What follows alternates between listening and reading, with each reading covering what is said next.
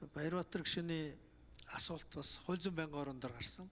Сайн зориг гишүүн бас яг энэ агуулгатай асуултыг асуусан. Улсын хурл өөрөө хуулиа өөрчлөөд асуудлыг шийдэж явчих болно шүү дээ. Бидэнд ийм ирэх байгаа. Санаачлаа явах уу гэдэг ийм хувилбарын тухай ярьсан. Хууль өөрчлөгдсөн ч гэсэн нөгөө цэцгийн гаргасан магадлал өөрөө өөрчлөгдөхгүй. Цэцгийн гаргасан магадлал ямар тохиолдолд өөрчлөгдөх вэ гэхээр цэц магадлалаа эргэн харахын тулд нөгөө энэ хуультай холбоотой асуудлаа шийдэх ёстой. Энэ асуудлыг шийдэхин тулд гарц нь юу вэ гэхээр улсын хурлаас ямар нэгэн хүсэлт ирэх ёстой.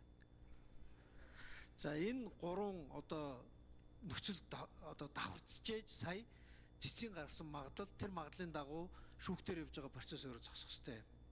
Тэгээ яг аргагүй сая Баярбаатар гишүүний хэлдэг бол жоохон увэг байгаа юм. Тэр хүний хувьд бол Монгол Улсын ерөнхий аудитор байсан.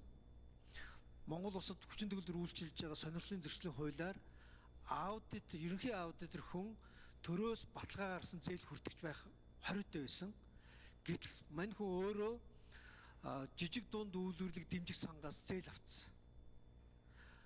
Санхүүгийн хариуцлагыг хамгийн дээр нь зогсоод хянжаах ёстой хүн өөрөө очиод зээл авцсан ийм асуудал хөндөгдөөд тэгээ улсын хурал дээр нэлээд хилцүүлэг болоод тэгээд дээр нь өөрөө бас улсын хурлын ээлж сонголт нэр дэвших сонирхолтой байна гэд өөрөө хүсэлтээ өгсөн бас хариуцлага хүлээх гэдэг хоёр үйл явцсан давцаад чөлөөлөгдсөн.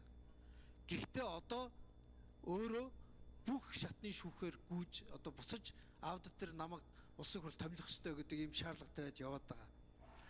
За энэ асуудал нь зөвхөн бас зарим талаараа увээгүй гэж хэлж болно. Цэцтэр очисон юм байлээ. Үндсэн хуулийн зэц маш үндэслэлтэй хариу өгсөн юм байлээ. Энэ бол шүүхийн асуудал биш байна гэж. Тэгээд дараа нь дахиад шүүх рүү ийш тийшээ шидэгж яваад хоёр дахь удаа цэцтэр очихдоо одоо цэцэд байхгүй бүр ирэхэд чөлөөлөгдөө гарцсан байгаа хоёр хүн алах цогоо гараа авчихсан байлээ. Тэгээд үл ойлгохдох юм байдал үүссэн. За энэ байдлыг засах арга зам бол байна.